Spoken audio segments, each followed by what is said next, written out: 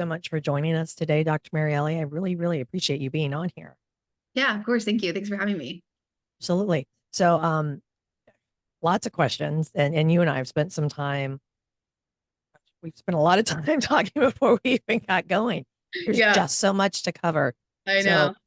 to me, that's kind of a sign. I mean, not kidding. We've spent 40 minutes just talking. So, I want to encourage parents to visit your website because that's part of what we were talking about. Is I had a very hard time putting the guide together today because there was so much on your website that I wanted to talk about. There's so much amazing information. So the link will be in the show notes. Absolutely encourage parents to go get some tea, hunker down, spend some time on it. There's a lot of great stuff there. So Thanks. yeah. So as we it's kind of a launching point just for the podcast today. A lot of times people that are in Airway have had some kind of journey that has brought them here for whether it's, personal or, but we just take a few minutes to reflect on how you got on this path because an OT background that is focused on airway and sleep of all things Mhm. is incredibly rare. I mean, I have not run across it. That's why I spent so much time on your website. So how did you end up here? Yeah. I'm a doctor of occupational therapy, and I went to USC, University of Southern California. And one of my first electives, other than sensory integration, which was like my true first love, like neuro is my first really like something that I was really drawn to in grad school. After I did sensory processing and neuro, I went into my first elective, which was about swallowing. So it Mhm. was really kind of medically based elective about the swallowing structures and different phases of the swallow. And in my field, from my understanding, there's different states that allow OTs to operate and work in more medical-based settings, where we have an acronym behind our credentials that's labeled SWC. So it means I have a Mhm. swallowing certification. So I'm an expert in the all phases of the swallow, because over more states that are more populated need basically backup. Like there's not enough SLPs in the hospital setting or in geriatric settings and things like that to do the modified barium swallows and feeding therapy, et cetera. And so I basically, right out of grad school, when I became SIP certified when I was finishing my doctorate, which is the sensory integration praxis. It's not even a certification anymore. They changed it. So most people don't have that, but they still have advanced training. After Mhm. that, I took 5 years postdoc work to get my SWC. And so I flew around the country and basically really prioritized education and found a place where I could work to learn more about weaning kids off of G tubes, N tubes, swallowing issues, feeding issues, all sorts of things. And I took a lot of time in my career to focus on that. That led me into being more of a feeding and swallowing specialist with like a neuro background. And then I discovered myo through an osteopath who was sharing a patient with me. And he was like, "You really need to look into this." And I was like, "Okay." And the universe has always kind of guided me in the right direction. When someone brings something to light to me, I just say yes.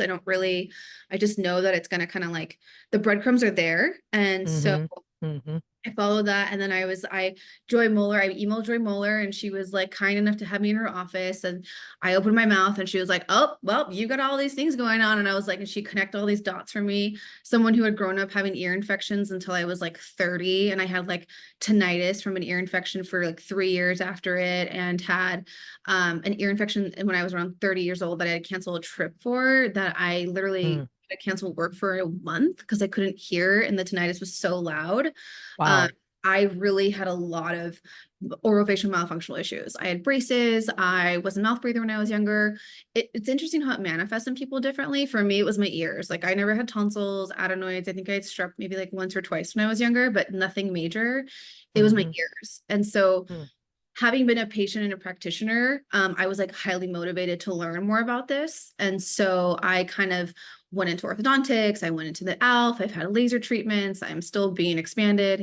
Clinicians are kind of the worst patients. And so COVID hit, I kind of got derailed on my own treatment plan. And I got to go back and get expanded, and then we'll have my release done. But I've had so many sessions of oral lace done on myself.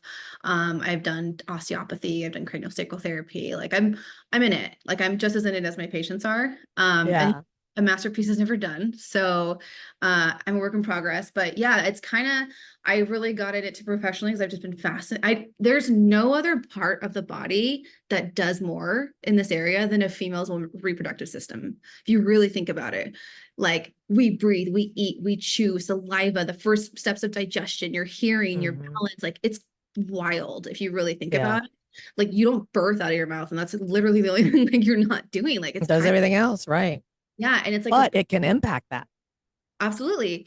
And it's like a portal to your health. Like when I go to Mm-hmm. these dental conventions and I'm like so lucky to be part of them, and they're like, yeah, we can tell like from a saliva swab, like how like close someone might be to like a heart attack and predicting the like the occurrence of that. I'm just like, oh my God, like how are people not diving deeper into the mouth, into the airway, and it's like literally a portal into how well Mm-hmm. wellness.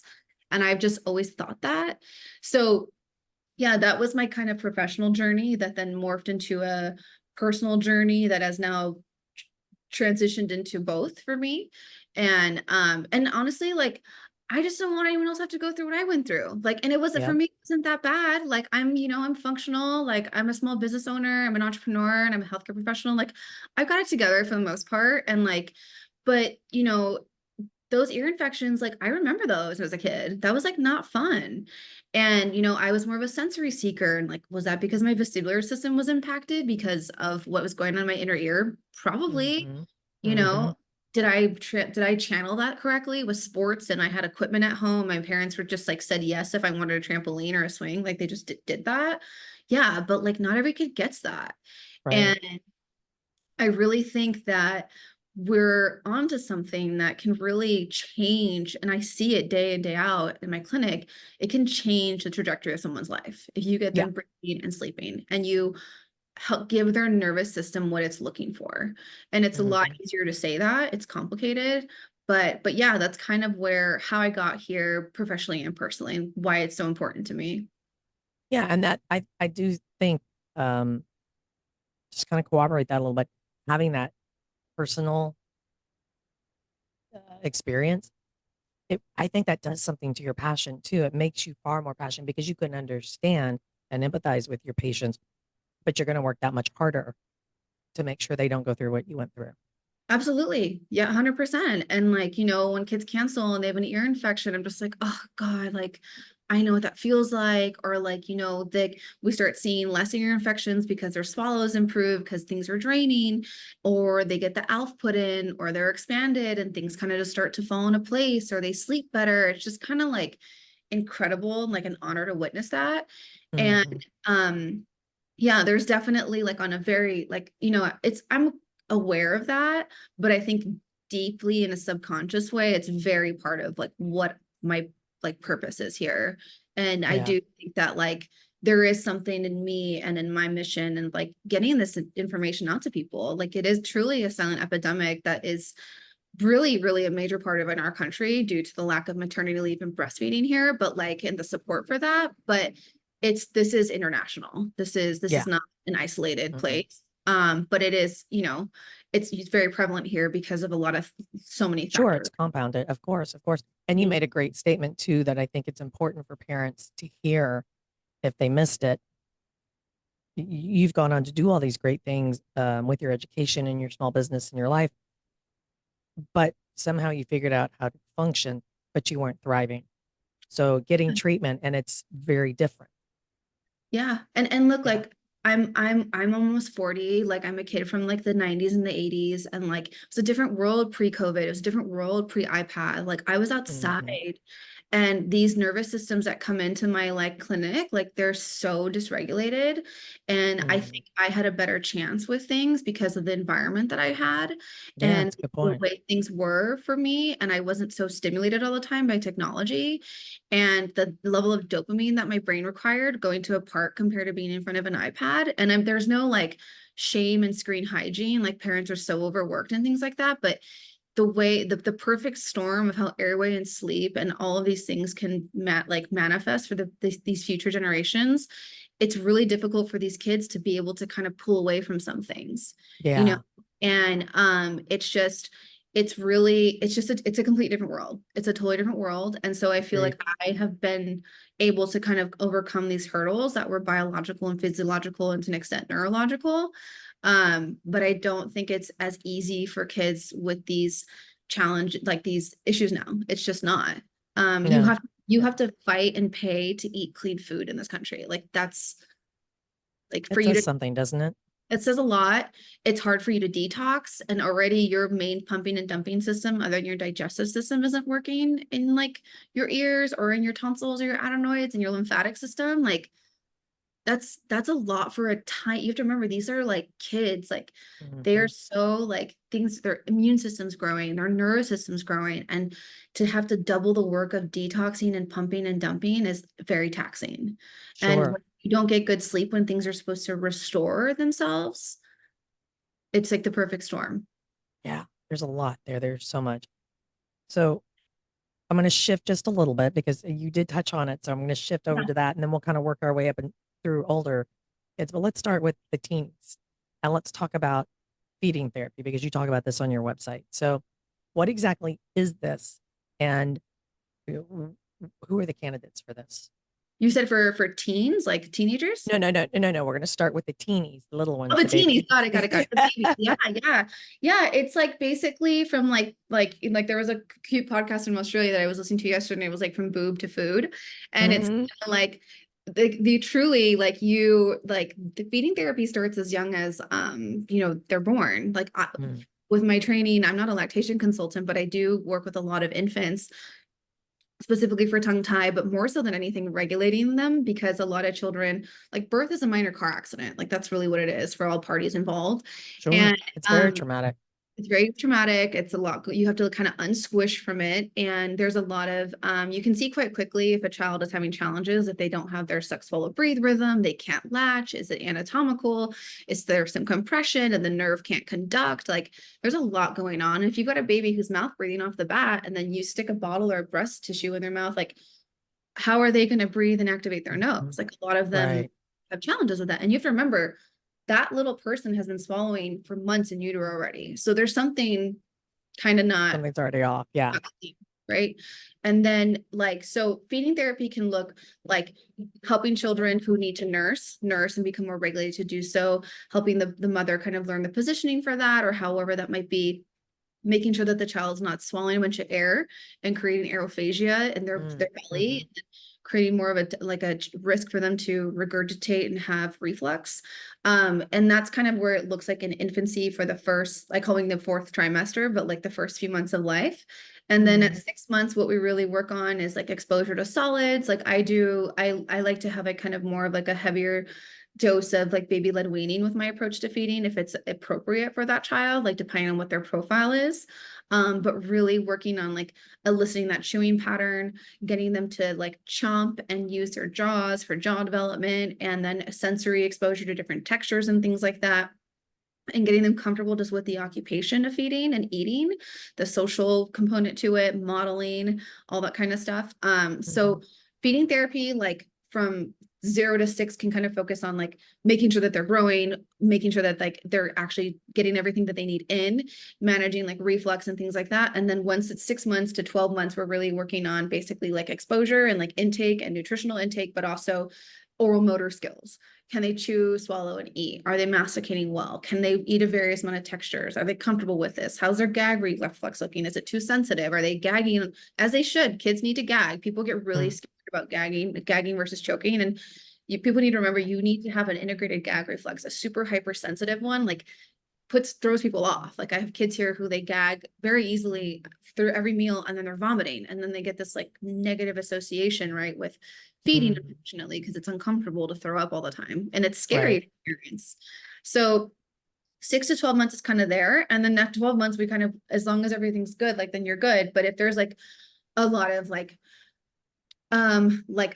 they can't chew, they're like spitting everything out, there's like no nutritional intake whatsoever, and it's also like a balance of making sure that they're not just always like not eating like drinking liquid all the time. Like people don't remember that these little bodies like will not really overeat like we will. You don't really see like a morbidly obese like 3-year-old.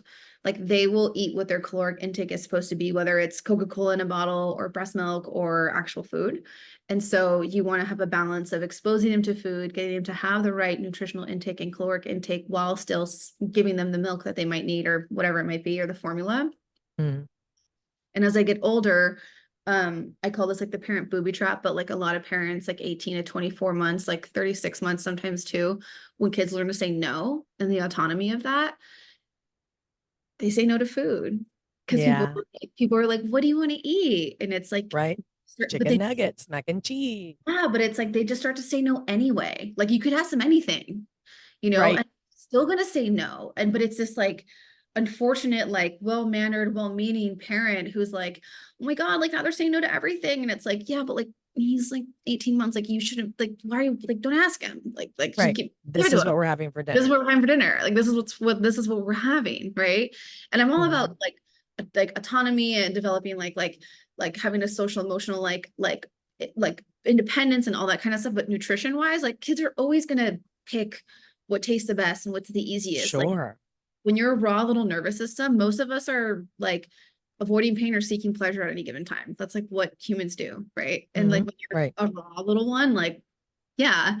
And so that's kind of what feeding can look like. And then selective eating is like, okay, they're 4, they're 5, we've got like 6 foods that they eat. They only eat these things. They eat like, the tan diet, or they only eat like these certain fruits. And then usually there's a protein issue. That's one of the main things.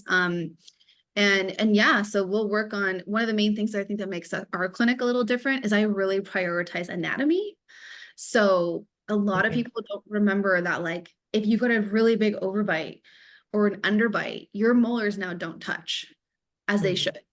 Like, how can you bite and tear and shred? Like, I've got parents who, they're like, Oh, he yeah. can bite an apple. And I'm like, well, yeah, like, look at his mouth. Like, how could he? Right. Right. And then we do therapy, get the kids in the mild munchie, and like things start moving and get in better alignment, then they can chew. Right. It's like the car wheels are crooked and you're trying to make a U-turn. You're gonna go in circles. Like you just kind of can't. Right. Right.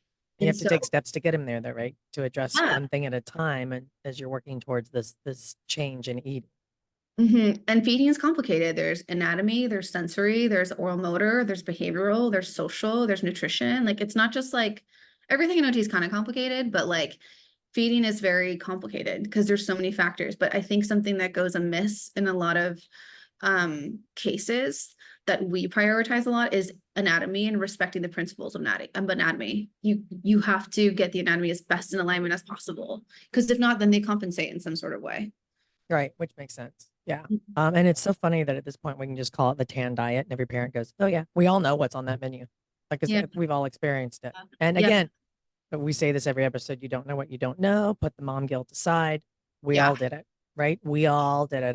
I juice pouched and like little Yeah. applesauce pouched my kids and goldfished them, and we all did it, Well, right? did it. Yeah. Totally. So it's yeah. And But yeah, and now I'm we never. know. So you go from this point forward and you change. Yeah, and like through education, there's empowerment, and yeah, and with our older kids, like I come from a really big I guess as a person, as a therapist, like I never really want to lie to the kids about what they're doing and why. And obviously with like really delicate bedside manner and explaining things to them, but like some of our older kids, like with ARFID and stuff like that, like I explained to them, I'm like, look, bud, like I don't make the rules here. Like protein makes muscles. Like if you need to grow, like this isn't like really like my choice or your choice. This is just like how it works. Like we kind of have to start integrating this into your life some way, right? Yeah. Let's try to make this as enjoyable as possible. Like let's find some potential recipes you might want to try. Like let's get you more involved with cooking. Let's just get you like used to this. But I think there's something to be said with older kids that educating them about nutrition and elimination and being responsible for like, Mm, did I poop today? Am I hungry? Like, should I be hungry? Thinking about yeah. kids really like need to what, and when they can and they're available to understand these things, they start to think differently and they look at it differently. And it's not an emotional reaction. It's more of like a critical thinking reaction of like, why do I not like that? And then you just kind of like talk them through that, right? You're not forcing Right. them to Because eat then things. they can tell you it's a texture thing, or I have trouble swallowing that, or I can't chew that, or Yeah. whatever it is. Yeah. And I mean, just this year alone, we've had 3 kids who reported to us like, oh, it doesn't hurt to swallow anymore after their tonsils are out, you Hmm. know? And we got a lot of selective eaters. They got some big tonsils. And it's like, I don't know that reality, but like that hurts. Like to have a 4-year-old, a 7-year-old, and a 9-year-old tell you that, there's something to be said. And people just Yeah. kind of, I think people also think that kids don't experience pain or like headaches or jaw pain. And that's one of the things like our clinic really prioritizes is asking the kids, like, hey, like, how's it going? Like, how are you feeling today? Like, do you have any pain anywhere? And you'll be surprised. They'll be like, oh yeah, my tummy hurt earlier today. Or like our older ones, like our 9-year-olds will be like, yeah, like I've got like a tension here. Like, and you have to like help them go through that, With or the they'll words, right? Because they don't really know the words, but they can tell you something's wrong. off. Yeah. Or my throat hurts a lot. Like our tonsils kids will say that a lot. Yeah. And we're waiting for the ENT appointment and stuff like that. But the selective eating, like we had a kid who gained 10 pounds. Oh, look, the kid's not eating everything under the sun by any means at this point, but like he gained 10 pounds over summer after his tonsils got taken out because he Mm. didn't hurt to eat He could anymore. eat, Eat. right? Yeah. And this goes back to, I guess, a couple of things. One of the things that Shireen Lim in her book talks about, it's about thriving, right? These kids may be going through life. I'm with you. I'm just a year ahead of you because I'm the MTV generation. So Mhm. we overlap a little bit here, but you ate what was put in front of you, right? But we were outside all the time. Yeah. And if something hurt, you kind of knew it. And we figured out so how to deal with it. You didn't always say anything. And I think that's one of these things a lot of these kids do. They just figure, well, this is how I am. And you Exactly. just kind of work through it, and their body's doing these weird things to compensate for it.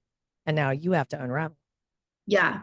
And that's the other thing is like, at like going back to being like a patient of this as well, like I had like a full septoplasty and like my Mhm. sleep improved so much that I didn't realize how poorly I was sleeping until that happened.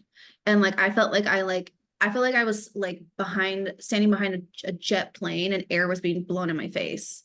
Cause it was like I broke my nose twice in basketball and Mhm. like these kids just like don't know what they don't know. And it's always been Exactly. like they might have a stomach ache since they were an infant having reflux, silent reflux, and Mhm. nobody knows, you know, add that they're nonverbal. Now it's Yeah. like, yeah, yeah. And people really dismiss that a lot. Like they really do. I've had kids with toothaches that are like hospitalized when that are nonverbal, they're trying to communicate that their mouth hurts and people put them all sorts of stuff. I'm like, give the kid pain meds. It's one of the things I always ask, like, please go ask your pediatrician if we can test if there's any pain going on, right? My nonverbal kids, what do they do with their motor skills that they have? They're hitting their face, they're hitting their jaw. Mm. They can't sit and co-contract and rub their face like you and I might, or like our Mhm. bellies. They might headbang if they have a headache, right? And these behaviors look really aggressive. And then ABA is like, oh, it's a behavior. We got to do this, or like behavioral, like attention seeking. It's kind of like, whoa. Like first, can we rule out if this kid's in any pain? Like what are Right. behaviors a form of communication? And with kids who are nonverbal, people have to really kind of like think about it. It's like when an infant starts pulling at their ear, that's if that infant has the manual dexterity and fine motor skills to do so. My OT kids, they're gross motor. That's what Mm. they do is barely find their midline to try to To alleviate their tell you that it hurts. yeah, Yeah. or they'll go and smash their head against stuff. And then it's like we test with the pain med or whatever, alleviating it or something like that, or whatever we can get our hands on, or the pediatrician or someone will recommend for the pain management. And it's like, oh yeah, like he was in pain, whether it's teething, an ear infection. I just didn't know how to say it. Yeah, And I yeah. think that's it. You touched on this, and you and I had talked about this a little bit before. And this to me kind of correlates. It's that whole ADHD thing as well, right? Where we're just assuming they have this attention issue. But what Mm. we're finding more and more is, okay, maybe, but can we park that over here? Let's back up a little bit and see, what does their mouth look like? Is anyone looking inside? How are they sleeping? How are Yeah. they breathing? Mhm. To your point, how are they chewing? How are they swallowing? And we're finding a lot, in a lot of cases, not all cases, um, that when this is addressed, that quote ADHD diagnosis that has had a medication associated with it subsides. And now we have Yeah. a very different child just from addressing the mouth. Yep. The symptoms of the severity or the symptoms in general go down significantly because these kids are finally getting restorative sleep that their brain has Mm. needed for years. You know, it's like literally when you don't produce nitric oxide and oxygen, like, you know, this, it's like, I call it frontal cortex deactivation, impulse control, Mhm. self-regulation, emotional regulation, Yep. or behavior. All those executive functioning skills are gone. The brain Right. doesn't have the like bandwidth nor the resources to provide for that. So what does it do? It focuses on heart rate, blood pressure, digestion, all the bare necessities to keep the human alive. It doesn't make them like a functional, you know, like person in whatever setting they might be in, because it doesn't have the bandwidth to do so. And and yeah, and I really believe in more and more what I do and day in out here with like what I see in my clinic and all the research coming out and everything too, and all the great work like you guys are doing and stuff. But like I really it's like really complicated, but it's also not. It's very like I'm like the anatomy's off. Let's fix the anatomy. You also have to Mhm. just respect biology and physiology before you go into neurology and psychology. You would never, a Yeah. psychologist would never diagnose someone with depression if they had sleep apnea that was super severe and they knew that. And they would rule that out and get a medical clearance of that. And if the symptoms persisted, then they would address it. Why are we Right. doing this to kids? Right. And it's so interesting. It was the year before last, the Surgeon General put out the number one priority was teen depression and suicide. Mhm. That's what he said was the priority. And we've got that on our website if anybody wants to look at it. But now we're starting to understand how much sleep and airway plays into that. Absolutely. So it's so important. Like you have to have the basic like gas exchange to charge the electrical components for Mhm. things to work, for those nerves to fire, for your brain to do what it needs to do. Like you, Yeah. what is like what are the ABCs? The first one's airway, right? Paramedic Yep. pulls up person breathing. It's the first thing you check. Because if not, and like I feel like when you're mouth breathing or you have breathing issues or deviated septum or large tonsils or all that, I feel like you're like almost, I hate to say this, but like you're slowly kind of dying. It's a slow, like, You're in survival mode, yeah, as you're dying because you yeah, are impacting you the other are. thing we're finding. You're impacting your ability to thrive, you're impacting your health span, and you're setting yourself up down the road for cardiac issues or Oh my God. cardiovascular issues, Alzheimer's, they're connecting it with and Oh, dementia. dementia. I And we know. could address it here I know. to prevent it there. I know. And it makes me so sad to like think about that, but it's so true. Like if you're in fight or flight your entire pediatric life and your heart is going to be so taxed and your Yep. nervous system is going to be so taxed, you're going to be so dysregulated. And then if you haven't been sleeping since you were born, well, Yeah. risk for Parkinson's dementia, like what we're seeing now with the gray matter and all those things, it is insane. And people Hmm. like it's like not something like I don't know why people are like aren't like screaming that like it's like what like I don't know what else like it could be more important. Like Right. it's like neurocognitive degenerative like disease, but like a slow burn, and it's like Hmm. and it manifests in pediatrics and like ADHD or whatever you want to call it or things like that, and like the symptoms of that, right? But it's such a basic need, and that's what I'm trying to say. Like it is so complicated, like the orthodontics and then the therapy and the this, and it's not easy, right? Right. But And if same, everybody works together on this yeah, child, yeah, and then it's a lot easier, but at the same time it also is very like I just got to get this kid breathing and sleeping, and then maybe they'll start eating better because they're going to be in a better mood, and then maybe I right? mean, and breathing has so much to do with digestion, and then maybe like if their nervous system's a little bit more Your stomach settled, like won't hurt. Yep. maybe they'll poop, maybe their Hmm. veins will activate, like you know what I'm saying? Like it's just like Yeah. again like biology and physiology like over like before neurology and psychology. Like I say that all the time because it's just so I don't even know. It's just true. Yeah. And Yeah. I agree. I agree. And so it's interesting because one of the things we were talking about is before we came on, your website was so fascinating to me because sleep is so interwoven Yeah, with it's very this. And I don't see this a lot, especially not on O2 websites. I just don't see this. So and I will encourage parents again, go to this website. And the School of Sleep specifically was a great section. And Mhm. you talked a little bit about some of the behaviors that you see that where you can work on improving with proper sleep. I mean, something so simple, but Yeah. just and one of the things that you mentioned, which I haven't seen, and I just kind of wanted to clarify it, was less reliance on medication. So what medications are you talking about there? Yeah, I mean, we've had so many kids who come in and they're on like really high doses of like anxiety medication, or they're on heavy doses of their medications for like attention or regulation, Adderall, Ritalin, things like that. And a lot of times, most of these cases, there's been a really big kind of what I call like smoking gun in the case that's been either not addressed or not discovered yet. And a lot of those times there's been like tonsils and adenoids that kind of no one's talked about. And post tonsil adenoid and like a few months of therapy and proper orthodontic intervention and things like that. And these kids start breathing and sleeping so much better. And they start minimizing the use of their medication, right? And it's not something that I say like, I'm going to do this, but like, does that happen? Yeah, it does. Am I elated for that to happen? Absolutely. Is there a time and place for medication? 100%. I'm not against them at all. I think there's a Right. balance to it. I do think you have to kind of rule things in or out and kind of see how things go. But yeah, we've had lots of cases like that, where when you address these things and you use a really integrative approach, they can kind of decrease their reliance on that. And that's been really amazing to kind of be a part of that process for people. It truly like changes like their trajectory. Like, and it's something that is never like a goal in a report or anything like that. Like my goal is just to get them sleeping and breathing better and more regulated and more integrated. And then these kids are a lot calmer. And so, yeah, Mm. and that's not my responsibility to kind of manage the medication, but then the people on their team who do that do that.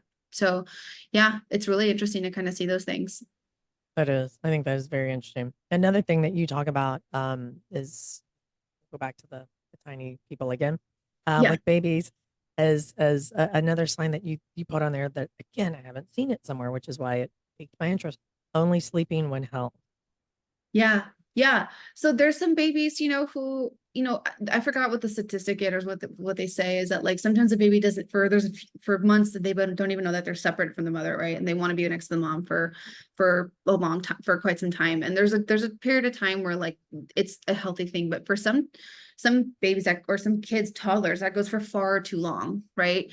And they need to be held or they need to be rocked. And a lot of the times there's like this like, if you really like zoom out and think about it, there's like a sensory ritual that's happening. They need to be bouncing the birth ball. I need to be rocking back and forth. They need to be swaddled, or they need to have this like weight compression suit thing that I'm not a big fan of those.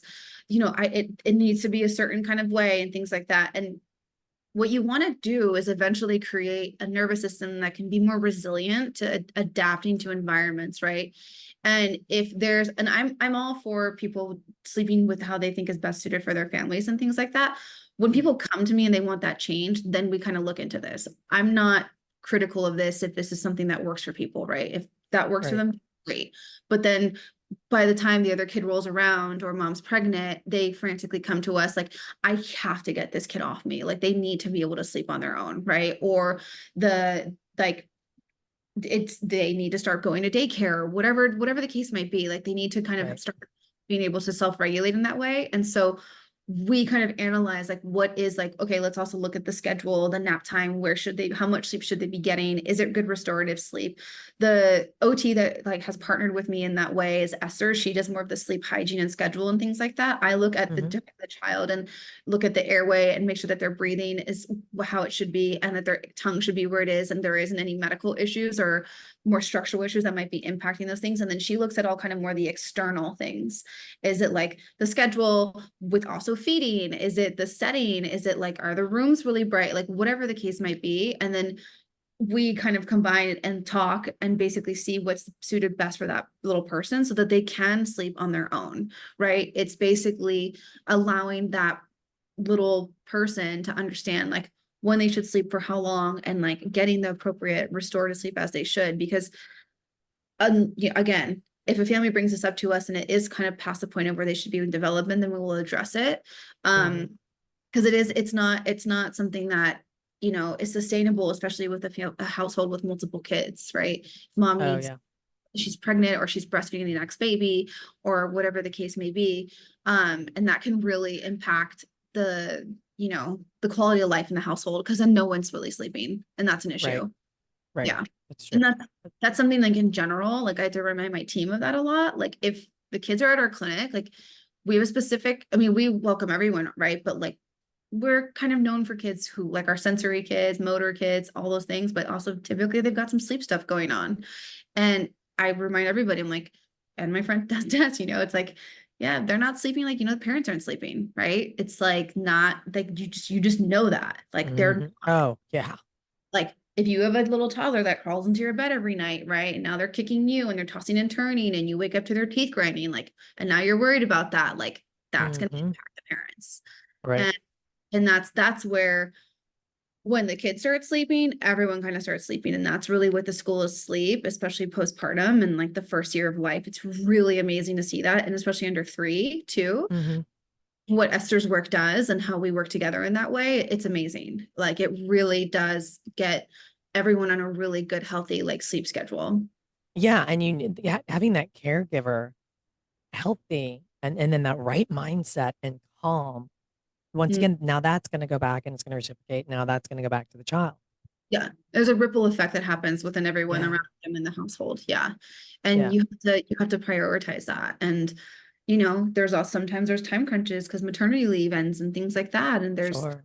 yeah, and they're like, I need to get this kid sleeping. It's like, okay, like let's like take like zoom out. Like Esther kind of takes like the zoom out, like let's look at everything that's contributing to this. And I kind of like zoom into the mouth and the nose and the airway. Like, is there anything here that's an issue that we need to be addressing? Right.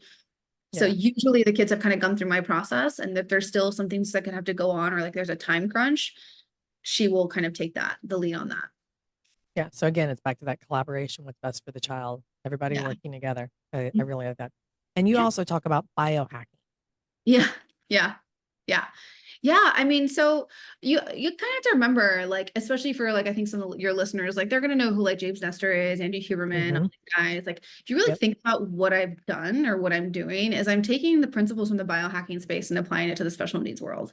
So like the kids when they're in these sessions, if that we have air clearance from the ENT, like kids are doing regular OT stuff on a swing, catching or throwing, coloring, using their pencils, scissors, or whatever, but their mouth is taped or they've got a mild munchie in their mouth, or we're doing, like all sorts of coordination exercises and they've got something in their mouth and the therapist is there checking what's going on with their mouth all the time. And yeah, it's like I really kind of feel like that's the best way to kind of say what we're doing. And then when the school is asleep, it's like biohacking is essentially we're trying to do everything in our environment to like elicit an optimal environment so that we can get optimal like sleep and so we can function as best as possible, right? Because that's what biohacking is. It's what can I do to myself or my environment to create like optimal outcomes. Like right now I'm sitting on a pad that has like red light on it.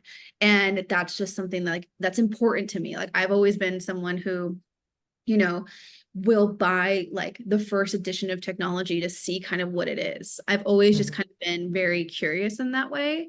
Yeah. And I think that's kind of what's led me to Myo and also just in general as a person in my own health and wellness. I really kind of always want to know like what's next. Like, and then I think that really make kind of as a clinic that helps me as a clinician.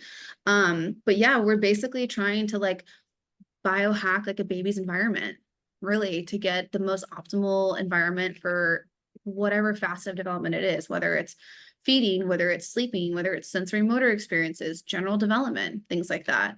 And there's lots of things that people just like don't know because they don't know, you know. Right.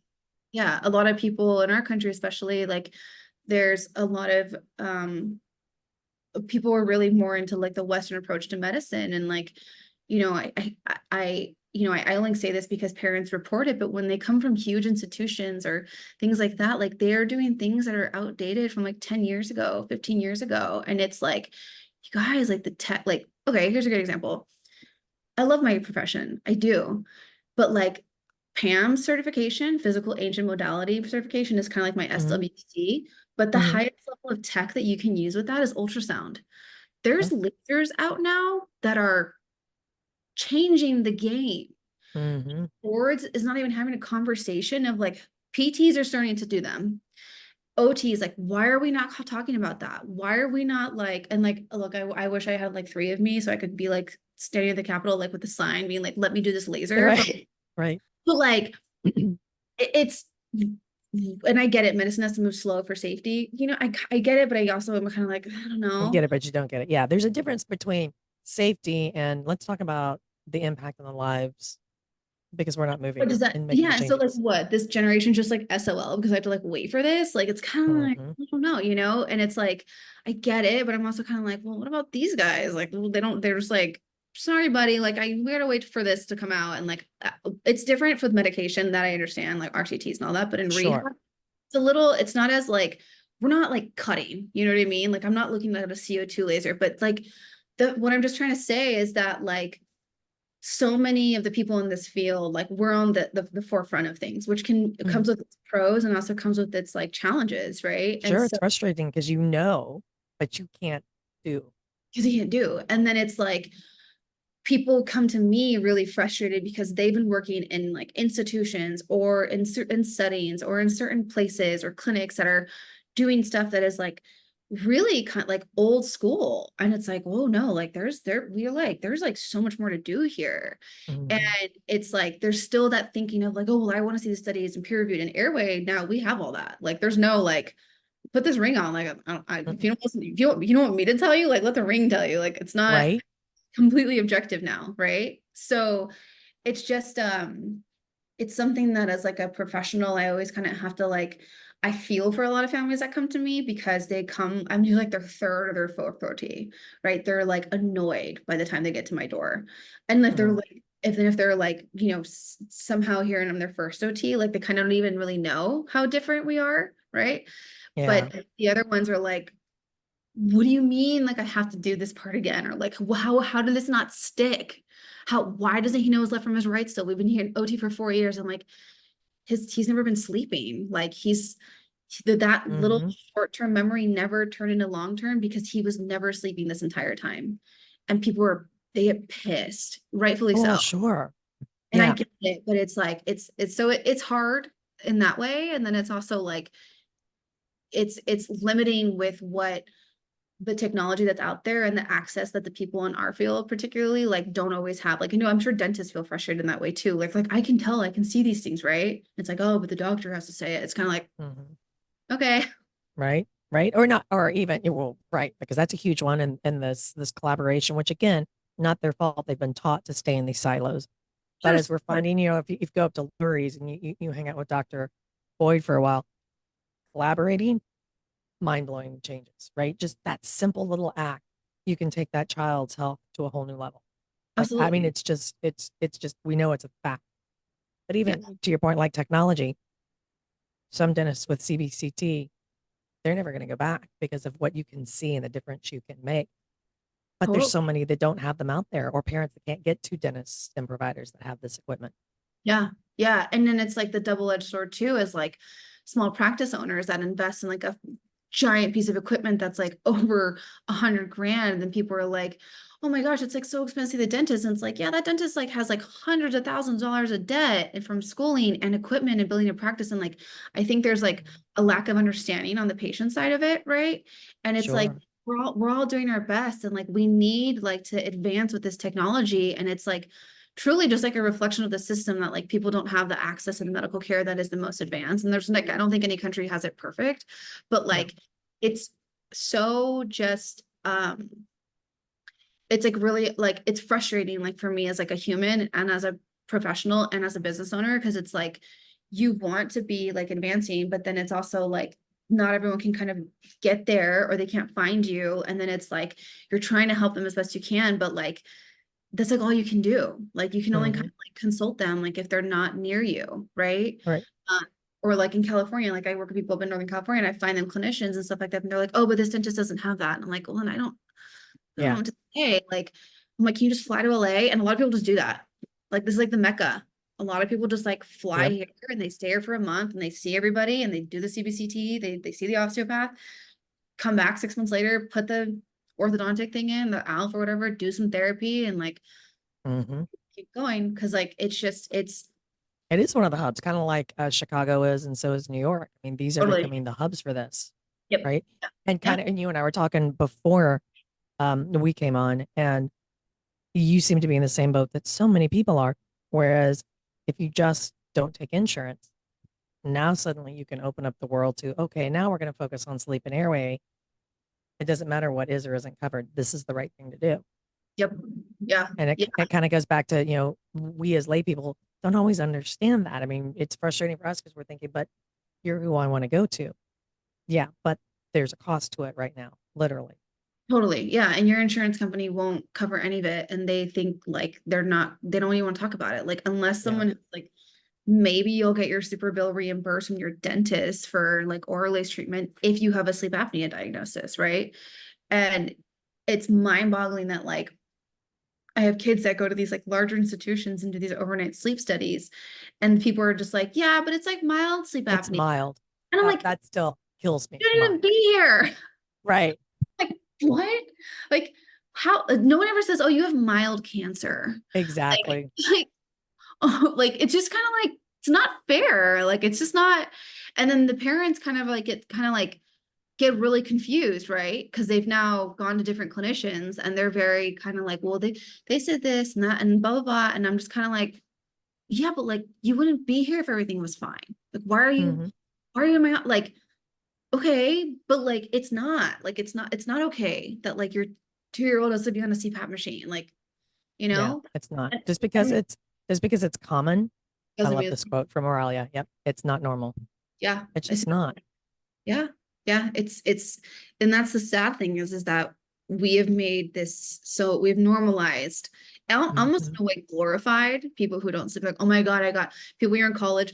Oh my God, I didn't sleep last night. Like I was working all night, da da da da. Like America, I think because of like our kind of like setup in a way, right? Like our economy, like we glamorize people who like work really hard and like don't sleep. And Mm-hmm. it's kind of like, wow. But it's also like, at what cost? Like I'm a Yep. victim myself. Like I am too. I'm And not I'll like, tell you what, it is night and day. I used to brag, oh, I come from this long line of people. We sleep about 4 hours a night. Once I started sleeping 6 or 7, my whole world changed. yeah. Just something that simple, my anxiety dropped and Mhm, just like that. And mhm, then so did my weight. And you're mhm. starting to see me just something so simple. Totally. And Again, and I'm an adult. What if you did this to a kid that's just starting? I I mean, know, amazing. I know. And I like talk to like the school administrators too. Like we've got a lot of kids, like my private schools that are open to this. Like we've got like a lot. I'm like, these kids need to sleep in. They're like, do you think they should come to school late? I'm like, yeah. And if the parents can and they go late, world of difference. Yeah. That hour, 45 minutes, like if you're waking your kid up, like something, is, and like why they have to start so early, like I don't know why that is, but like there's a lot to that, but like it's just like so unfortunate that we're just like driving humans at this like pace that's like so unnatural in a way. Hmm. The level of It is unnatural. it's super unnatural. Like everyone's circadian rhythms off. Like there's now your car has a giant screen. Like so many of our like don't be wrong, I would totally own a Tesla, but like our kids will come out of our sessions like regulated. We do a drop off in our parking lot because like we have a lot of medically fragile kids here, so we don't have extra like bodies in here. And our Tesla kids get in and they're like automatically dysregulated. Right. Because It's there's the screen really there. right. Hmm. And they just go nuts and they just want to touch the Yep. screen and do these things and all this. And it's just kind of like you don't even have a chance to not get stimulated. Like you don't even have a chance, you know? Well, as a parent, try to take a cell phone away from a child when you ground them. Right. In our day, that was part of grounding, right? You can't be on the phone. Okay. So you just go do something else. Right? It was not a big deal, but I didn't really understand it as my first one went through it. By the time my second one came up, I understood. It's not that she can't have her phone to talk to people. It's that stimulant, right? We're It's taking that away. and what's interesting is that like what I see is that like children now have such a challenge when they're not stimulated that they don't know what to do and they won't ideate. Like no one's comfortable with boredom anymore. And boredom is I'm where so bored. Right. and it's like, okay, like go find a stick, like go find a bucket, like I don't know, Hmm. like go, like play with something or like ideate something. And but what happens is when you have a tolerance of like where like cocoa melon is like what's stimulating you, and that's like so visually perceptually so stimulating, almost vestibular. There's so much movement. It's such bright colors. Just the scene changes every 1 to 3 seconds. Like that is insanely stimulating. And Hmm. then like you're asked to like look at a piece of paper and look at a book or like not look at anything or just like look out the window and be stimulated. It's like you have now created a dependency of a dopamine hit with that stimulation so heavily. And I'm not here to like screen hygiene shame anybody. I just want people to No, understand no, no. Yeah. what's It's a happening thing. Hmm. neurological level with these like you have to remember developing brains that are so susceptible that you are literally creating the tolerance of what they require to be satiated. And people wonder why, like kids like don't want to look at a piece of paper that's blank. It's like, yeah, because it's like not moving and jumping out of them. It does, Hmm. you know what I'm saying? It's And it's like stressful. They don't know what to do with it. what to do with it. And it just really creates this tolerance that's like not achievable without that. And it's such a new technology, and it's so like the accessibility of it is just so it's too accessible. It's far too Yeah. accessible. And it really is like I have such a pattern in my practice where I test for different motor like skills, right? Visual motor integration, visual perceptual, and motor coordination. That's just like one test. Okay. But a lot of kids will come in and their motor skills are really low, but their visual perceptual skills are so high. And I will Mm. ask and I'll say, how many hours do you think your kid's on the screen? And I asked it on my intake Yeah. too. They'll say, oh, like 3 or 4. And I'm like, I can tell. And I say, and I'm really nice. I'm like, look, like we just got to work on this. I'm like, but their brain is becoming imbalanced from this. And then I think people kind of get it a little bit, I never get it. Everyone's tired. They just want to have their kid to like relax. They want Exactly. to cuddle and like watch something. Like I don't have kids yet, but I try to understand as much as I can. But I'm like, pick a book, pick anything, like do something, but just not that because Yeah. like these brains are literally forming in an imbalanced way, and then you expect them to like write like it's a lot, it's a big And kind of to your point, when we were younger, it was okay. We'd eat dinner and then the whole family may go watch shows together and you all hang out on the couch together. Very different than now. Your child's had the stimulant all day. So now to come sit as a family and watch TV, it's a different world, it's totally right? You're different. just I adding mean, to it. yeah, like I was just in the elevator today and like my hands were full carrying a bunch of stuff and like I didn't have my phone on me, but everyone who walked in was on their phone and I was like, wow, 50 years ago, like these people would have said good morning or said hi to me, but like they didn't because like everyone's like On their phone. sucked into this, like it's literally like a hand grabbing you. It's like pulling you in. Yeah. And people do parallel screening. I mean, like scrolling, right? With couples and don't engage with one another. And Hmm. it's just, there's so many like missed opportunities for like social kind of engagement because of it. And it's like, I like, try to advise my families. I'm like, okay, just have one tablet then, and your kids have to share it. And it's like, yeah, it's gonna suck for a bit, but like at least they're watching the thing together. Pause Hmm. it, make them talk about what they just watched. Like trying to do anything to like kind of create a little bit more of like a Some kind of balance, balance. a balanced Hmm. use of the tool. And like, look, there's times when you're just gonna need to use it, and that's fine. But like it really, I think people really don't realize how we don't know what the long-term effects of this are at all. We really don't. Right. Because this is Gen Z is the first group that will have this from birth. Everybody else, we didn't have it. The Yep. Y's got it halfway through. Z is the And first one to have it. And look at look at the stat you mentioned with the suicide rate of teenagers and depression. Yep. And Yep. it's not looking good. Mm-mm. It's Not, not.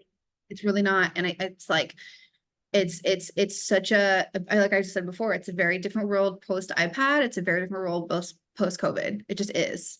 Yeah, Um, yeah. that's true. That's true. And so you kind of mentioned this a little bit earlier. So for our parent audience that's listening that they don't live in LA, how can they access this kind of care for their child? Specifically like OT and Mayo or Hmm. Or with the sleep and airway. I mean, like I said from the beginning, that was part of what intrigued me so much about your website yeah. is because it was so different because you do talk about both. Yeah, and I will be really honest, like there's not a lot of people doing it at the level that we're doing it at, and that's with a more OT and integrative approach. Like it's not out there. And I know this because other people have interviewed me or research and stuff. Hmm. I would say like trying to find an OT who does Maya is your best bet. Airway Circle is a great resource for that. Okay. If not, I would definitely like if your kid's an OT, you should have your child. I believe your child should be screened for airway stuff, and you should be looking at a myofunctional therapist. And in an ideal world, they'd be working parallel together if you can't find an integrative clinician. I say this because, this is with no like disregard to my OTs or to my parents who have been in OT or anything like that. But if you're taking a kid OT, there's a regulation thing going on. You want to make sure that the OT that you're doing is penetrating well. And that child needs to be breathing well and sleeping well. Because if not, the swinging and the crashing and the jumping and all the things, it's just not going to hit like it's supposed to. It just can't. Like a kid hyperventilating on a swing, how regulated are they getting? Of course, they'll be more regulated on the swing. You might see a more regulated state or adaptive response for a little bit, but is it going to carry like it should? Again, biology and physiology before neurology.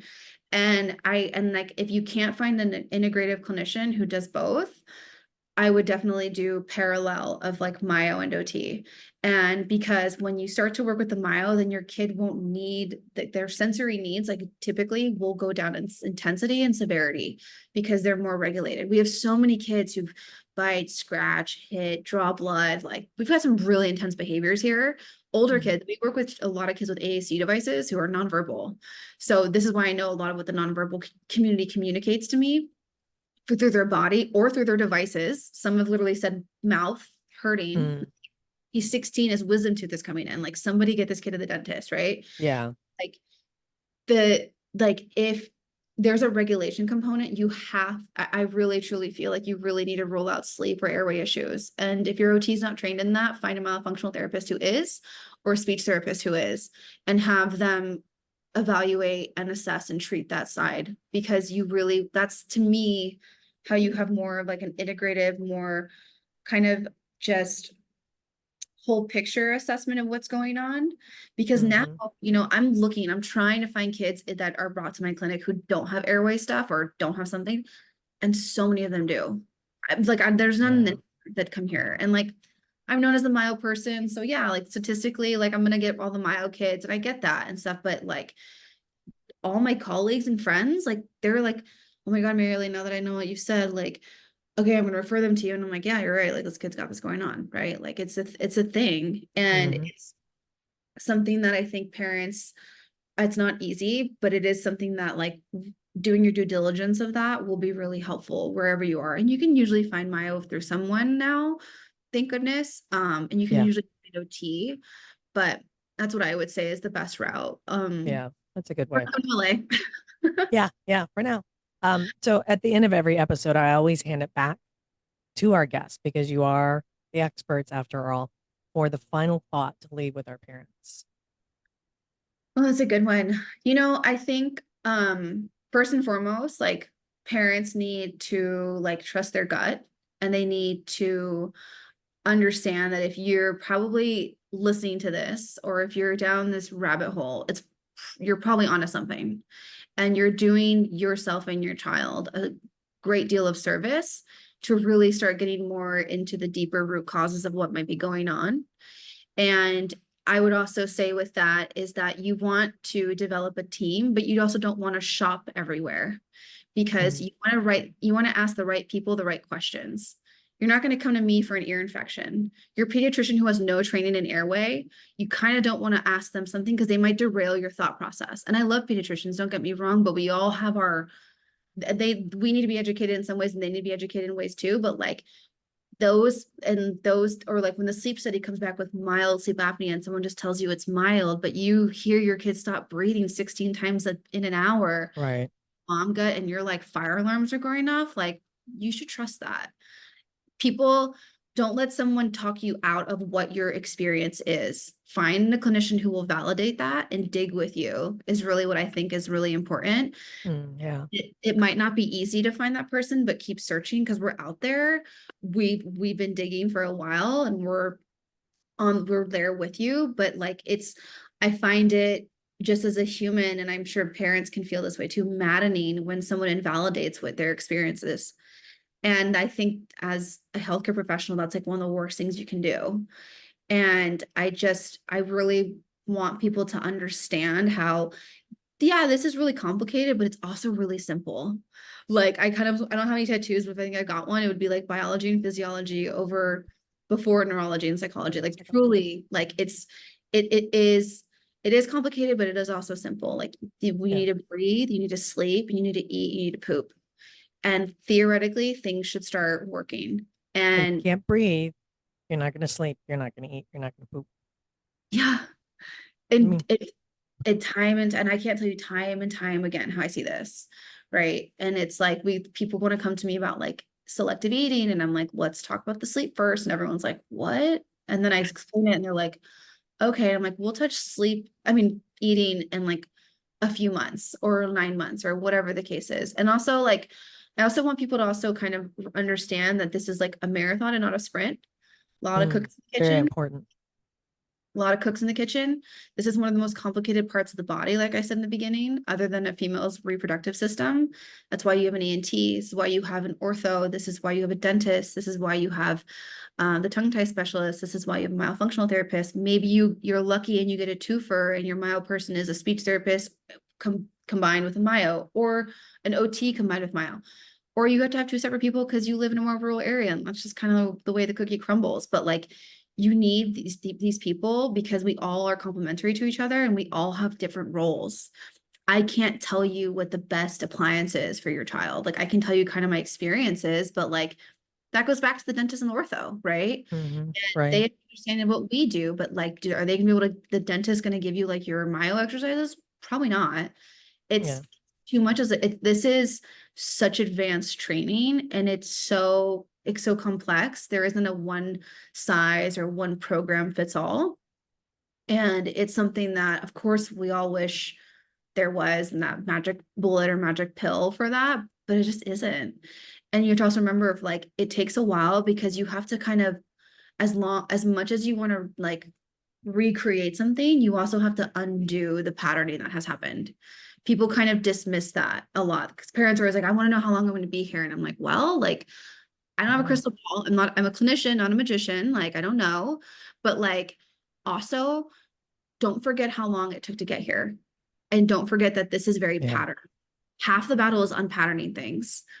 And if there's a sensitivity, now there's a bigger battle with the desensitizing and unpatterning, because the desensitization process is not fun for the kid or for anybody when they're Sure. hypersensitive, uncomfortable, right? And you try to make it as comfortable as possible. But, if your tongue and your palate haven't touched for a really long time, then all of a sudden you're trying to get your tongue up to your palate. You think that's going to feel good? Feels weird. It's Yep. a lot of mouth breathers. Super high arch palates never get touched. You think they're going to touch it with their own tongue? So many kids don't, they'll gag. They don't Yeah. like it. And so you have to kind of give your clinicians and your team grace too, because like this stuff takes a while to unpattern and then redo the patterning. So, I mean, that was a lot longer than like one phrase, but it's kind of like full No. circle way of like Yeah. from like the perspective of the parent of trusting themselves, but also from the clinician side of like why this is it's so at the same time like simple but complex. Yep. Yep. And we say this all the time. You've got to collaborate. It takes a community. And Airway Mama Bears, you got to trust that gut. Totally. Yeah. And like, and it's unfortunate because like, there's no longer that like tribe for people and stuff like that. Like it's like so long ago, but I feel like the airway community, and I feel like different communities in pediatrics are starting to become that tribe for so many people, which is like Yep. a really beautiful thing to see. And like a lot of parents tell me that, they're like, oh, I come to you for like every question, because Yep. like who else are they going to go to? Like their Right. pediatrician for like 13 minutes. I see them weekly for an hour, right? So Yeah. Yeah. yeah. It's different. And that's, kind of to that point is I'll put a link to the Airway Huddle on here for parents too, because there is a community that we're trying to build and foster so that Yeah, parents can talk and collaborate and share and totally. not walk this alone. Totally. Yeah, absolutely. Which is Yeah. great because this wasn't as like known not long ago, you know? Mm-mm. Well, Mhm. Yeah. I cannot thank you enough for coming on today and Hey, sharing so much amazing info. And again, parents, the link is in the show notes. Check out the hey, website. yeah. Thank you so much for having me. This was a blast. Love chatting with you and could talk about this stuff all day. So thank you Yep. so much. Same. Thank you. Yeah.